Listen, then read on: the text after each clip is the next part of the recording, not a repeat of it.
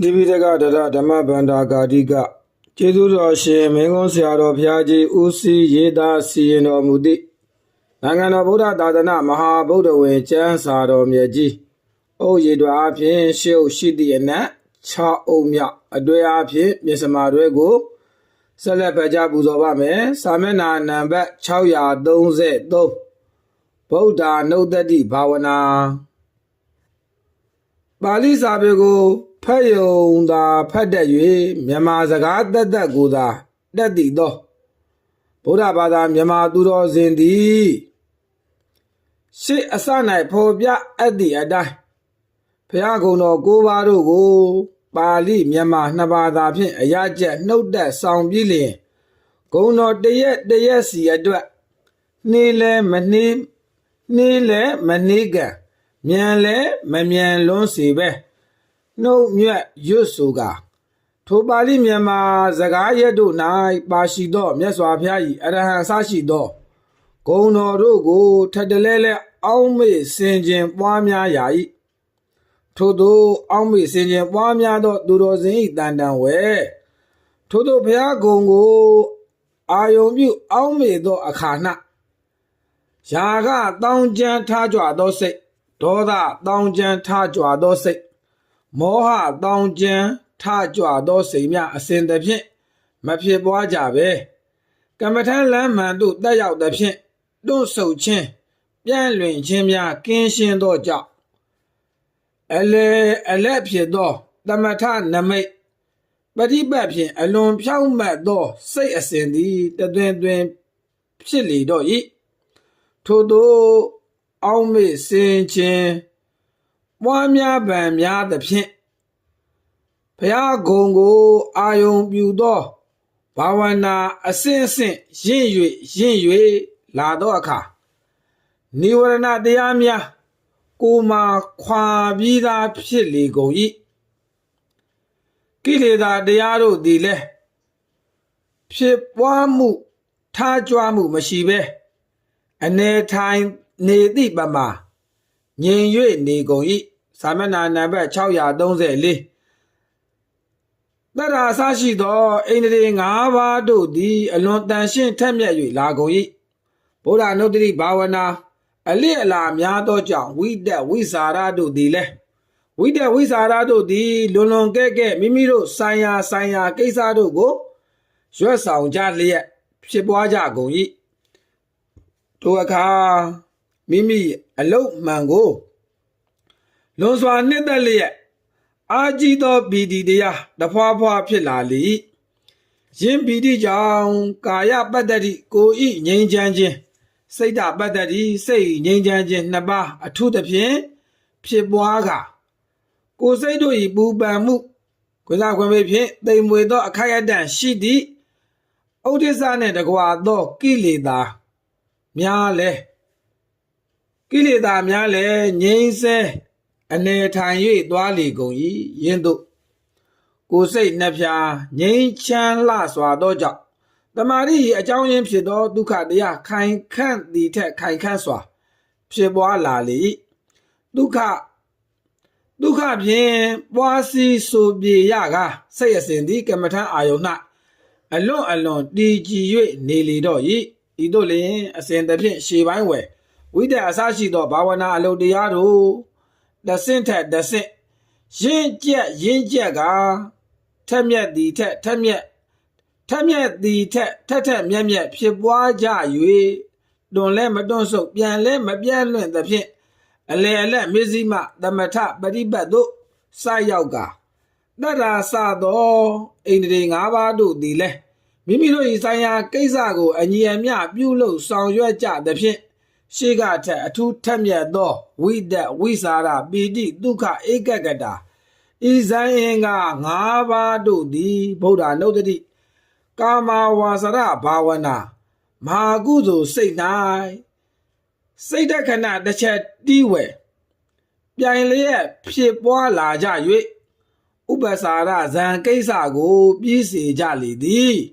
ဤသို့ဖော်ပြရာပါဇန်အင်္ဂါ5ပါးတို့ကာမဝါစရဘာဝနာမဟာကုသိုလ်စိတ်နှင့် ကာမဝဇ္ဇဘာဝနာမှာကုသိုလ်စိတ်နှင့်တွဲရှင်လျက်ဖြစ်ပွားလာသောအခါထိုယောဂီပုဂ္ဂိုလ်ကိုဗုဒ္ဓနုတ္တိဥပစာရဇံကိုရသောပုဂ္ဂိုလ်ဟူ၍ခေါ်ဆိုရလေသည်စာမျက်နှာနံပါတ်635ခွင်းစာဤ၌ဇံသည်ဥပစာရကာမဝဇ္ဇသမာဓိဇံမြသာဖြစ်၍အဘဲကြောင့်အပ္ပနာရူပဝဇ္ဇဇံသို့မရောက်တနည်းဟုမေးဝယ်ရှိအဖြေကဘုရားဂုဏ်တော်တို့မှာတဘာဝဓမ္မပရမတ္ထဓမ္မများဖြစ်ကြကားလွန်စွာနက်နဲသောကြောင့်အပ္ပနာဇံသို့မရောက်ဟုအကျဉ်းချုပ်ဖြေဆိုရာ၏မှန်၏အလွန်နက်သောရေ၌လေသည်ကြံ့ကြံ့မတည်နိုင်တဲ့ကဲ့သို့တဘာဝဓမ္မပရမတ္ထဖြစ်၍အလွန်နက်နဲသောဘုရားဂုဏ်တော်အဖုံဖုံအာယုန်၌စိတ်သည်လည်းရူပဝဇ္ဇအပ္ပနာသမာဓိအနေဖြင့်မတည်နိုင်ဘာဝနာဓမ္မဖြစ်သောမြတ်စွာဘုရား၏ဂုဏ်တော်များကိုအရဟံဂုဏ်တော်သမ္မာသမ္ဗုဒ္ဓဂုဏ်တော်စသည်ဖြင့်တိဇာပြည့်ညက်ကွန်းစာခွင်မိတ်ဖြင့်ပရမတ္ထတရားတို့၏အနုထအမည်ပြည့်ညက်နှင့်ဆက်၍သာအာယုံယူအပ်သည်မဟုတ်လော့အဘဲကြောင့်တဘာဝဓမ္မပရမတ္ထအာယုံဖြစ်၍အလွန်နက်နဲသောကြောင့်ဟုအကြောင်းပြရသနည်းဟုထက်၍မေးဝယ်ရှိပြန်၏အဖြေကရှေးပိုင်းဘာဝနာနုစဉ်အချိန်၌တိဇာပြည့်ညက်နှင့်ဆက်၍သာအာယုံကိုယူရတော်လဲ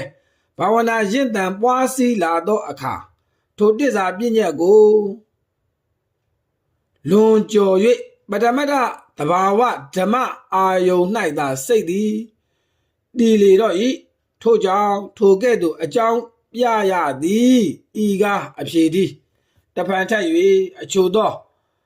ပထမရုပ်ပဝိညာဉ်အစရှိသောတဘာဝဓမ္မပရမတ္ထအာယုန်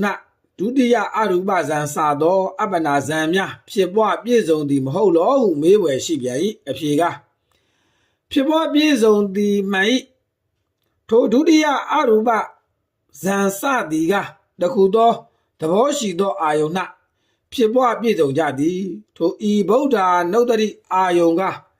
အထူးထူးအပြားပြားများစွာသောအာယုန်ဖြစ်သည်ထို့ကြောင့်ထိုပထမရုပ်ပဝိညာဉ်စာသောအာယုန်တို့နှင့်နှိုင်းရှင်၍မစောရဏသင့်ပေဤကအဖြေသည်ဤသို့ဆိုတော်လဲစံပင်မွေးညင်းစာသောအထူးထူးအပြားပြားသောကိုဋ္ဌာသတို့၌ကမ္မဋ္ဌာန်းနှလုံးသွင်းသောပုဂ္ဂိုလ်၏တန်တန်ဝဲဘာဝနာရင့်တန်လာသောအခါတခုသောကိုဋ္ဌာသ၌ရူပဝဇ္ဇပထမဇံအပ္ပနာဘာဝနာပေါက်ရောက်တဲ့ကဲ့သို့ထိုအတူဤဗုဒ္ဓနုတ္တိကမ္မထံအရာ၌အဘဲကြောင့်တခုသောဘုရားဂုံအာယုန်၌တခုသောဘုရားဂုံအာယုန်၌အပ္ပနာဇံမပေါက်ဘဲရှိရသည်နည်းဟုထက်ဆင့်မေးဝယ်ရှိလာပြန်၏စာမျက်နှာနံပါတ်636ဤဥပမာဆောင်မှုကမညီညွတ်သောဥပမာဆောင်မှုသာဖြစ်ချေသည်မှန်၏ကာယကတာတတိကမ္မထ၌စံမြမွင်းစာသောအားဖြင့်ကိုဋ္ဌာတာများတော်လဲထိုကိုဋ္ဌာတာအလုံး၏ဆက်စုပ်ဖွယ်သောအခြေအရာတစ်ခုကိုသာအာယုံယူ၍အပ္ပနာဘာဝနာဇံဖြစ်ရလေသည်ဤဗုဒ္ဓနုတ္တိကမ္မထ၌ကဘုရားဂုဏ်တော်တို့ကပင်အထူးထူးအပြားပြားများသောသဘောရှိသောကြောင့်ထိုများသောသဘောဖြင့်ပင်ကာမဝဆရဥပစာရဘာဝနာသာဖြစ်ရလေသည်ဂုဏ်တော်အာယုန်တစ်ခုဤ၌သာဖြစ်ပါတော့လောဟုထက်၍တဖန်သောရဏပြန်ညံ့ဗုဒ္ဓနုတ္တိဘာဝနာအစွမ်းကြောင့်ပစ္စကအားဖြင့်ဘုရားဂုဏ်တော်များထက်၍လင်း၍လာသောအခါတတ္ထာတရားအာကြီးသည်ထက်အာကြီး၍လာသောကြောင့်ယောဂီပုဂ္ဂိုလ်သည်ဘယ်နည်းဖြင့်မှဘုရားဂုဏ်တော်တစ်ခုဤ၌စိတ်ရက်တည်၍မနေနိုင်ဤကအဖြေသည်ဤကမေးဝယ်ဖြေဝယ်တို့သည်ကွင်းပိတ်ဗုဒ္ဓနုတ္တိဘာဝနာအကျိုးဤဗုဒ္ဓနုတ္တိဘာဝနာကိုအခါခါကျိုးကုတ်အားထုတ်သောသူတော်စင်သည်မြတ်စွာဘုရားရှင်၌သူမတူတန်ယိုသေးကျိုးနွန်ခြင်းရှိသူဖြစ်လေသည်ထို့ကြောင့်ပင်အရိယာပုဂ္ဂိုလ်တို့၏တတ္ထာတရားနှင့်အလားတူစွာ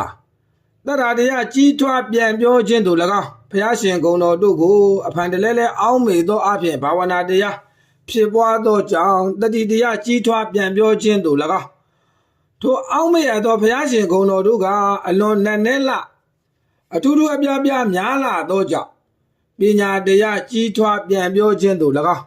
ထိုအောင်းမေသောဘုရားဂုဏ်တော်များကို၌ဘုရားထိုအောင်းမေသောဘုရားဂုဏ်တော်များကို၌က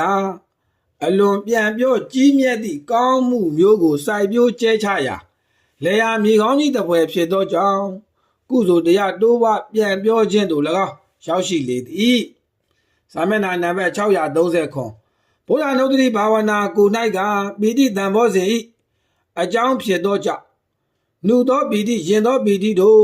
ပြောများသောသူဖြစ်လေ၏ဘုရားကုံကိုအာယုံပြုသောတတိဘုရားကုံကိုအာယုံပြုသောတတိကို၌က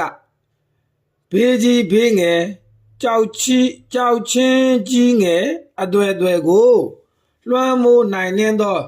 တကုတတိရှိသောကြောင့်ဘေးကြီးဘေးငယ်ကြောက်ချင်းကြီးငယ်အသွဲသွဲကိုသိခံပယ်ပြောင်းနိုင်သူဖြစ်လေ၏ဗုဒ္ဓနုဒတိကို၌ကပိဉ္ကြာဖတ်နာရေကိုကဲ့သို့တာရီရိကဒုက္ခကို၌ကြာရောက်သောဆင်းရဲဒုက္ခများကိုပယ်ရှားစုံနှင့်စေတတ်သောကြောင့်ဒုက္ခကိုသိခံနိုင်စွမ်းသောသူဖြစ်လေ၏မြတ်စွာဘုရားရှင်နှင့်အတူတကွနေထိုင်ရသည့်အမှတ်တင်ညာကိုရရှိလေ၏ဗုဒ္ဓနုဒတိဘာဝနာကုသိုလ်တရား၏ဖြစ်ပွားကိန်းတီရာထိုယောဂီပုဂ္ဂိုလ်၏ကိုယ်ခန္ဓာသည်စေတီတိုက်အိမ်ကြီးကဲ့သို့ပူဇော်အထုကိုခံယူခြင်းကထိုက်တန်လေ၏ထိုဗုဒ္ဓနုဒတိဘာဝနာအလုပ်ကိုအားထုတ်သောသူ၏စိတ်သည်အမြဲတစေဗုဒ္ဓဘူမိခေါ်သောတမ္မာတံဘောဓိဉာဏ်၌ညွတ်ရည်နေလေ၏ဗုဒ္ဓနုဒတိဘာဝနာအလုပ်ကိုအားထုတ်ပွားများသောသူ၏အဖို့ရာထိုဘာဝနာအစွမ်းဖြင့်ပင်အခါခတ်သိဘုရားရှိဂုဏ်တော်များကစိတ်၌အပြန်ပြန်လန်လန်ဖြစ်ပေါ်ထင်မြင်၍နေရကသီလပျက်စီးရန်လွန်ကျူးအပ်သည့်လွန်ကျူးရမည့်ဝိတေကမိတ္တပဝတ္ထုအာယုန်နှင့်ကြိုက်ကြုံပေါင်းစုံမိစေကမူမြတ်စွာဘုရားကိုမြတ်ဝါထင်ထင်ဖူးမြင်နေရသူ၏တန်တမာကဲ့သို့ဒုစရိုက်မှုမှရှက်ခြင်းထိတ်လန့်ခြင်းဟိရိဩတ္တပတရားတို့အဖန်ဖန်ဖြစ်ပွားလေဝိတိတ်ကမိတ္တပဝတ္ထုကိုမလွန်ကျူးမိတော့ချေဤဗုဒ္ဓနုဒတိဘာဝနာကိုအခြေခံတရားပြု၍ဝိပဿနာတရားပွားများအားထုတ်လျင်မတ်ဖို့ကိုအလွယ်နှင့်ရနိုင်၏ပါရမီမပြည့်စုံမလုံလောက်သေး၍ယခုဘဝမတ်ဖို့ကိုမရလျင်လဲကောင်းရာဒုက္ခတိဘုံဘဝသို့လာရောက်ရ၏သမဏနံပါတ်638ဤကဝိသုဒ္ဓိမတ်ကျမ်းလာဗုဒ္ဓနုဒတိဘာဝနာ၏အကျိုးသည်ထိုမှတပါဗုဒ္ဓနုဒတိဘာဝနာ၏အကျိုးများကိုပိဋကတ်တော်မြန်မာပြန်